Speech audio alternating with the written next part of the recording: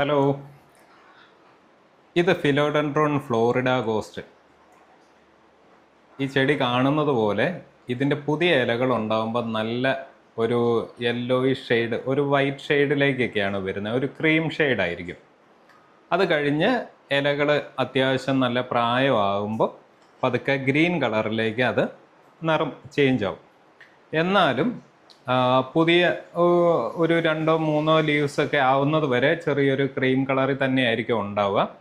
Shade ഇഷ്ടപ്പെടുന്ന ഒരു ചെടിയാണ് ഫിലോഡെൻഡ്രോൺ ഫ്ലോറിഡ ഗോസ്റ്റ്. ഇതിൻ്റെ തൈകൾ, ഇത്രയും വലിപ്പമുള്ള തൈകൾ നമ്മുടെ കയ്യിൽ ഇപ്പോൾ അവൈലബിൾ ആണ്. 150 രൂപ മാത്രമാണ് ഇതിൻ്റെ വില വരുന്നത്.